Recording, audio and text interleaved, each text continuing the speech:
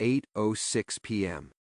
The 21st of October, 1966, the upstairs booth at Savoy Deli on Lenox Avenue, Harlem, where the fluorescent buzz sounds like a trapped fly and the steam hiss from the coffee machine never fully stops. Frank Lucas leaned forward with that famous easy smile, palms open like he was offering honesty. And then he told Bumpy Johnson a lie so smooth it almost sounded like respect. "Everything's straight," Frank said. "Same numbers as last week." Freeze that, because Bumpy knew the lie the moment it left Frank's mouth. Not from instinct. From math. From the way Frank's eyes blinked one beat late. From the way his thumb kept rubbing the edge of his cigarette like he was sanding down the truth. But Bumpy didn't correct him. He didn't confront him. He didn't embarrass him. He let it slide and watched. And the question isn't, why would Frank lie? The question is, what happens when you lie to a man whose power is access, when he can turn your confidence into a schedule? But that wasn't the end, because Bumpy wasn't about to break a bond with shouting. He was about to close a trap with paper. Now, listen. This is fictionalized, dramatized street, legend storytelling, not a claim of strict historical accuracy. Real names are used because you used them.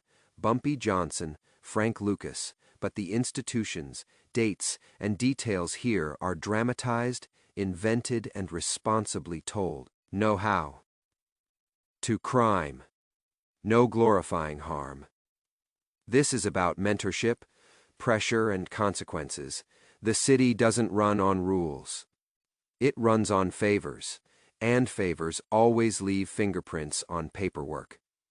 Bumpy's real power wasn't violence. It was control. The boring levers, permits, audits, access, reputation, who gets seen as legit, who gets processed like a problem. Paper can kill you in this town, and Frank Lucas was starting to believe charm could outrun paper. Frank was ambitious, quick, polished enough to talk to a banker, hungry enough to scare a hustler. He had a talent, making people want to believe him. But Bumpy had a talent too, making people prove themselves. The injustice simmering under their booth wasn't personal drama.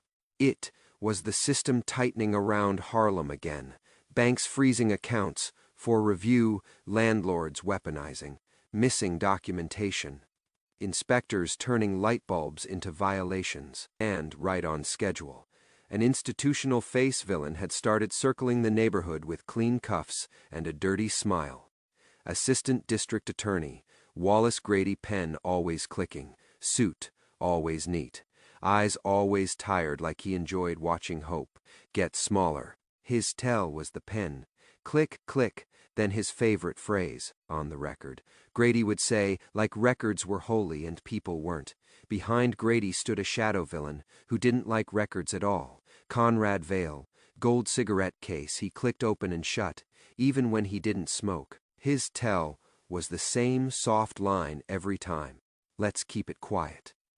And if quiet needed muscle, Vale had a man who could make a hallway feel like a tunnel, Dutch Ramirez.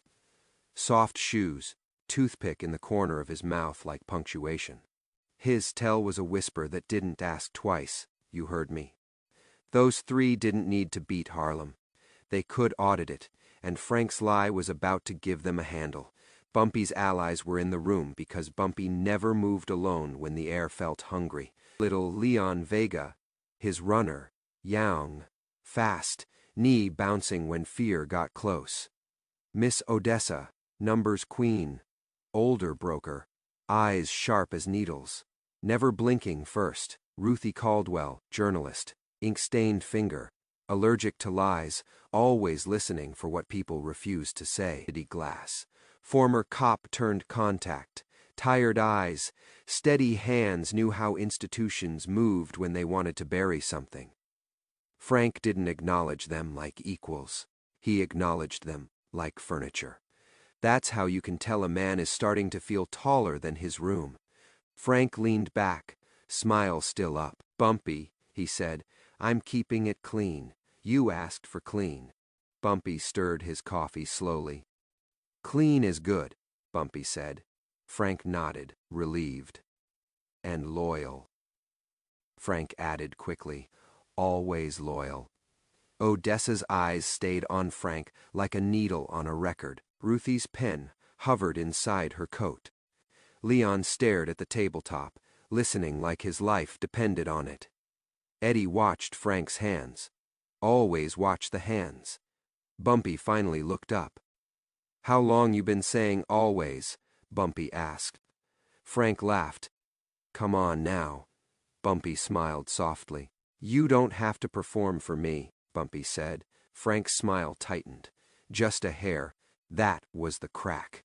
Bumpy didn't call him a liar. He let Frank feel the air shift, just enough to make Frank's confidence talk louder. Frank leaned in, voice low, like this was intimate. "People trying to test me," Frank whispered. "They want to see if I'm your man, or my own man." Bumpy nodded once. "And which one you trying to be?" Bumpy asked. Frank didn't hesitate. "Both," Frank said.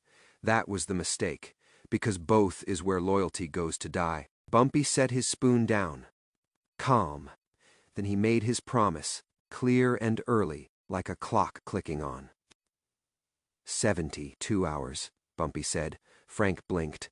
72 hours for what? Bumpy's voice stayed soft.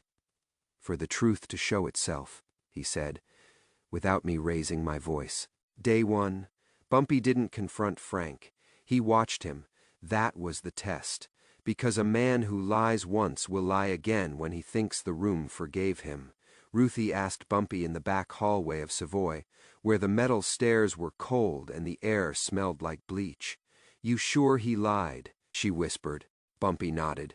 "I'm sure he believed I'd accept it." Eddie leaned against the wall. "If he's shaving numbers, it'll draw heat."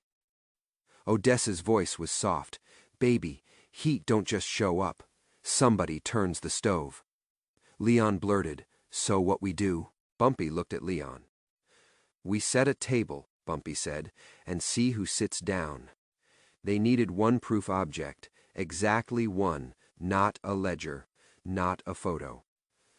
A phone log, because Frank's lie wasn't only about money, it was about communication.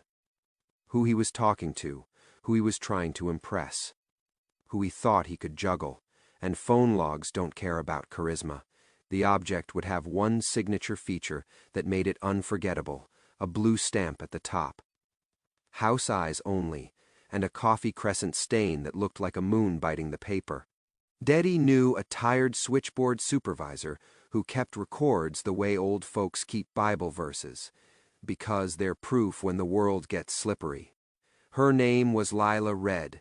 Her tell was she hummed softly when she was scared, like a lullaby to keep her spine from shaking. Horror 12. Eddie and Leon went to the Riverside Telephone Exchange. Brick building, tired windows, lobby smelling like hot dust and old cigarettes. Lila looked up, humming mid-note. "Eddie Glass," she said. "You always show up when I'm trying to go home." Eddie's voice softened. "Lila, I need 1 day of calls. Unlisted lines, private extensions." Lila's humming slowed. "You trying to get me fired?" Leland leaned in. "Please." Lila's eyes flicked to Leon. "Baby, please don't pay my rent." Eddie nodded. "This is about preventing trouble." Lila's humming stopped. "Trouble already in the building," she whispered. Complication. One arrived like a shadow with cologne. Conrad Vale stepped into the lobby, gold cigarette case clicking open and shut. "Let's keep it quiet," Vale murmured, smiling like he owned the air. Leon's knees started bouncing. Vale looked straight at Leon, gentle as a priest. "You're Leon," Vale said. "Young, you don't have to drown with them." Leon swallowed. Vale continued, voice warm. "Bring me what they're asking for, and you walk away clean. Money, a job, safety." There it was. The ally fracture. On screen, Leon's mouth opened. "I could." Leon started. Eddie's eyes snapped to him, not angry. "Dead serious." "Leon," Eddie said quietly. Don't rent your name. Leon's face flushed. Odessa's proverb lived in his head like a slap. A shortcut from a snake still ends in poison. Leon clenched his jaw. No, Leon said, voice shaking. No deal. Vale's smile thinned. The cigarette case clicked harder. Complication 2 hit immediately. 2 uniformed men entered. Plain clothes pretending to be casual, but they moved like they'd been sent. Dutch Ramirez came in behind them, soft shoes, toothpick in place. You heard me, Dutch whispered, almost bored. Lila's hands shook. Eddie kept his posture calm. Dutch nodded toward the back room. No records tonight. Eddie didn't raise his voice. He just said one sentence that made Dutch's toothpick pause. Ada Grady likes records, Eddie said. You want him asking why the exchange went dark. Dutch's eyes narrowed. Vale's cigarette case stopped mid-click, because now it wasn't street pressure. It was institutional pressure. Dutch leaned in, voice soft. 10 seconds. Eddie nodded once, generous. Lila swallowed hard, then slid a narrow strip of paper out from a drawer. A phone log, stamped in blue. House eyes only. Coffee crescent stain across the center like a moon. Eddie took it without celebrating. Leon held his breath like it was oxygen. They left, but not clean, because they felt the eyes on their backs the whole way out. Day 2, Bumpy studied the phone log under Savoy's fluorescent buzz calls.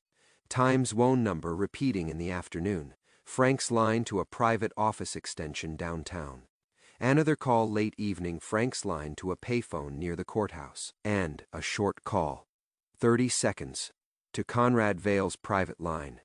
Ruthie's eyes sharpened. Frank's talking to Vale? Eddie nodded once. Or Vale's talking to Frank. Odessa sipped tea. Baby.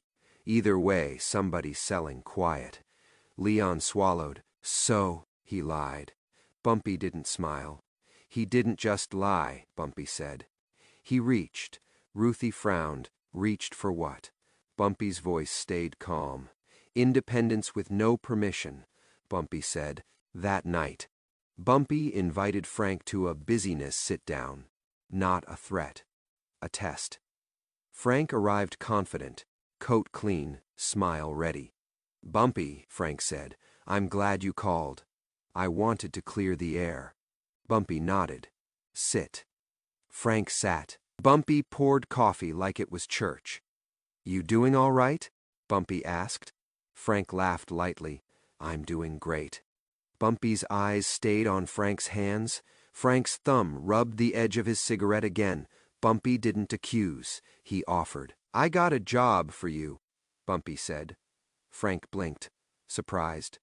A job. Bumpy nodded. Promotion. Frank's smile widened, relieved. That was the mistake. Because he thought he'd been rewarded. Bumpy slid a folder across the table. Inside was a clean-looking contract. Fictional, invented, about community logistics. At the top, in red, a stamp. Chambers only. Frank's eyes flicked to it. What's this? Frank asked. Bumpy's voice stayed soft. It's legitimacy, Bumpy said. You want to be both. Here's both. Ruthie watched from the counter. Notepad tucked. Eddie leaned by the door, bored. Odessa didn't blink. Frank nodded slowly. Okay, Frank said. I can handle it. Bumpy smiled faintly. Good, Bumpy said. Because tomorrow, you'll present it. Frank frowned. Present it where? Bumpy's tone stayed calm. Union Board, Bumpy said. In front of witnesses. Frank's smile faltered. Witnesses, Frank repeated. Bumpy nodded. Paper loves witnesses. Frank swallowed, then forced confidence back into place. Fine, Frank said. I'll do it. Bumpy nodded once. And, inside his calm, the trap tightened. Har 36. Conrad Vale visited Frank before the hearing. Not loudly, quietly like smoke sliding under a door. Vale clicked his cigarette case open and shut. "Let's keep it quiet," Vale murmured to Frank in a downtown hallway. Frank's smile was easy. "Quiet is my specialty." Vale's eyes narrowed slightly. "Your mentor is testing you." Frank chuckled. "He tests everybody." Vale leaned closer. "You want to be your own man," Vale whispered. "Bring that contract to the board, but don't mention the stamp." Frank hesitated. "Why?" Vale smiled like he was doing Frank a favor. "Because if it's real, it'll stand without theater," Vale said. "If it's not, you don't want to be holding the prop." Frank nodded slowly, and right there, without a gun, without a threat. Frank chose to follow the wrong whisper. They didn't realize one thing. A mentor's test isn't about what you do. It's about who you listen to. Day 3, 10:03 a.m., the 24th of October, 1966, the Harlem Freight Union Board Hall, 3rd floor, metal chairs, stale coffee, fluorescent lights buzzing like the room is nervous. People filled the seats not because they loved union procedure, because they loved watching power shift. Assistant Da Wallace Grady sat in the back, pen clicking, click, click. "On the record," he murmured to his assistant like it was prayer. Inspector Voss stood near the side wall, ruler tapping her clipboard. "Tap, tap, procedure," she whispered. Conrad Vale took a seat near the aisle, cigarette case clicking. "Let's keep it quiet," he murmured, smiling. Dutch Ramirez stood by the door, toothpick in place, eyes flat. "You heard me," Dutch whispered, barely audible. Bumpy walked in calm. Frank walked in confident. Ruthie sat near the front, ready. Odessa sat like she owned the oxygen. Leon stood in the back, trying not to shake. The chairman, a tired man with a small gavel he didn't know how to use, cleared his throat. "Let's begin," he said. Frank stood to present the contract, smiling like a young executive. "This is a partnership agreement," Frank said, "for community logistics." Bumpy watched him. Calm Frank held up the paper, but he angled it just right, so the red stamp wasn't visible to the room. Bumpy didn't move. He didn't interrupt. He let Frank walk. Frank continued, confident. "This ensures stability and mutual benefit." Ruthie's eyes narrowed. Odessa's gaze stayed steady. Eddie watched Vale. Grady's pen clicked faster. Click.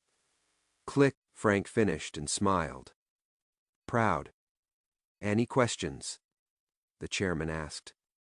Bumpy raised his hand, polite. Frank's smile stayed.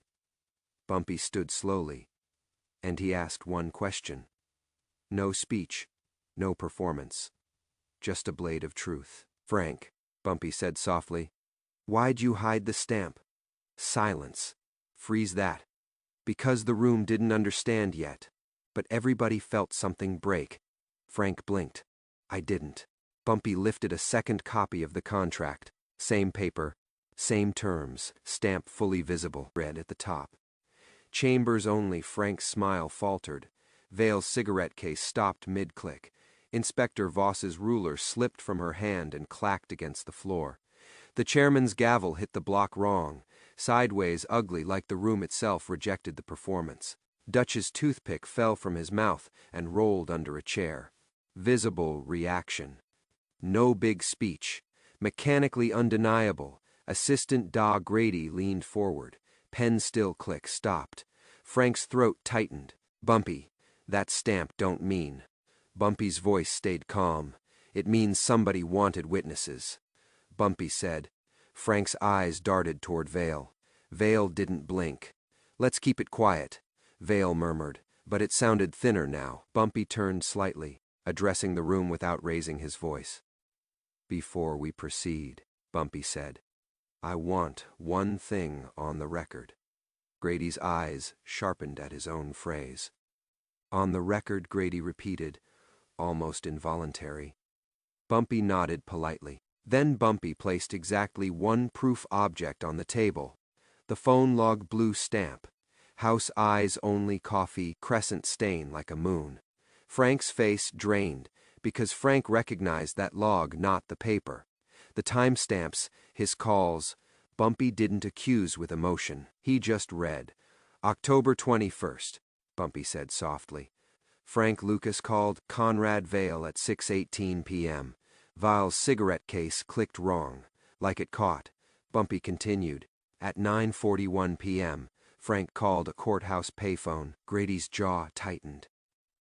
Bumpy looked at Frank, calm.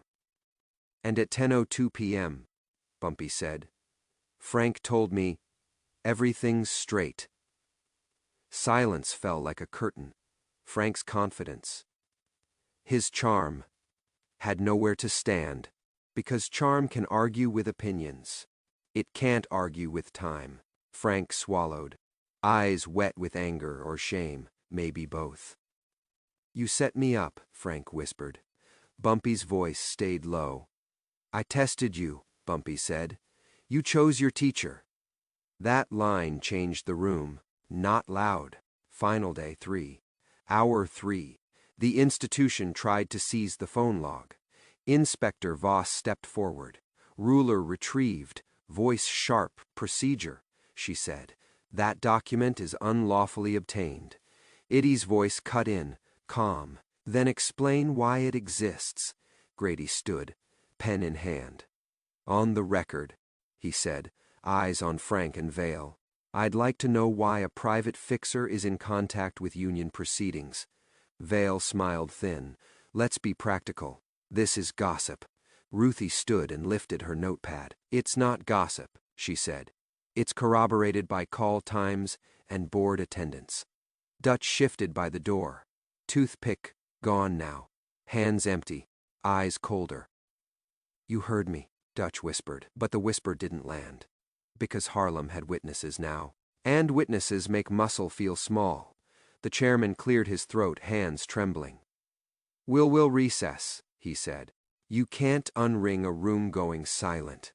Consequences came fast, believable, ironic. First consequence, Frank's access changed. Not destroyed. Changed. Certain doors that opened for him because he was Bumpy's man now hesitated. Because people feared he might be Vale's man. Reputation is paperwork you can't shred. Second consequence, Conrad Vale got colder treatment. Union men stopped taking his calls. A council aide forgot. His meeting, a landlord who used to smile suddenly became unavailable. Fixers survive on invitations. And Vale had become a risk in a room full of records. Third consequence, Ada Grady got momentum. Not heroism, momentum. He'd been looking for a way to pressure Voss and Vale without looking political. Now he had a boardroom full of witnesses and a phone log with a coffee-stained moon. Paper can kill you in this town, but paper can also put a predator on a leash, if the right eyes see it, and the team paid the cost because pressure always collects. Ruthie's editor got a warning call. Print careful. Odessa received an audit notice stamped urgent. Eddie's shop got inspected twice in a week. Leon got followed home by a car that stayed 2 lengths back. Steady as a metronome, Frank got something worse than punishment. He got disappointment. That night, back at Savoy, Frank sat across from Bumpy in the same booth where he'd lied. The fluorescent buzz felt louder now. Frank's hands were still. No cigarette, no smile. He stared at the coffee like it could forgive him. You could have embarrassed me in front of everybody, Frank said quietly. Bumpy nodded. I did? Frank flinched. Why? Bumpy's voice stayed calm. Because private correction doesn't stop public ambition, Bumpy said. Frank swallowed. You trying to break me? Bumpy looked at him, steady. No, Bumpy said. I'm trying to keep you from breaking us. Silence stretched. Frank's voice cracked. Vale offered me a path. Odessa finally spoke, soft and sharp. Baby, she said. A path offered by a fixer is a hallway with no exits. Frank stared at her, ashamed. Ruthie leaned in, conflicted. So what happens now? Bumpy's answer was quiet. Now he works, Bumpy said, under a clock. Frank blinked. A clock? Bumpy nodded. 7 days, Bumpy said. You're going to earn trust back with consistency. Frank swallowed. And if I don't? Bumpy's voice went slower. Meaner. Then you'll be free, Bumpy said softly. Free from my protection, free from my access, free to learn what the city charges for loneliness. That's the psychological punishment. Not chaos consequences. Because in this town, the scariest threat isn't a fist. It's being removed from the network. Street proverbs don't come from books. They come from men who watched too many lessons. So remember these: charm buys time. Time buys truth. A mentor's silence is a test, not forgiveness. If you chase 2 teachers, one will sell you. The loudest punishment is being uninvited. Frank sat back, eyes shiny. You still my mentor? Frank asked. Bumpy didn't answer fast. Because bonds are complicated. Because mentorship isn't romance. It's responsibility. Bumpy finally spoke. I'm still the man who noticed, Bumpy said. What you become next is on you. Frank nodded slowly. I was wrong, Frank whispered. Bumpy's voice stayed calm. Wrong ain't fatal, Bumpy said. Repeated is. Listen myth versus reality responsibly. There are a lot of stories online about who mentored, who said what, who moved what, and when. Timelines get stretched. Dialogue gets polished. Legends love clean arcs. What doesn't change is the lesson. Old power doesn't fear young power. Old power fears young power with no discipline. And Bumpy's discipline wasn't loud. It was structured. It was paper. It was clocks. It was making a man confront the price tag on loyalty. And that's where the moral line lands. Clean, quotable, heavy, in a city built on favors. The worst betrayal isn't a lie. It's a lie that invites the system to feast. Bumpy let that sit. Then added one more sentence. Quiet as a lock turning.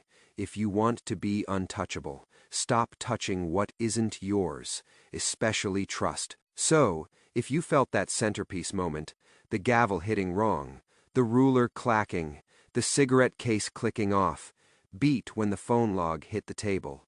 Hit like, subscribe, and tell me in the comments, was Bumpy teaching Frank a lesson, or protecting Harlem from Frank's ambition? Next story's even colder. A friendly charity banquet collects donations in the wrong envelopes, and one signed affidavit stamped Chambers only turns a room full of smiles into a room full of silence.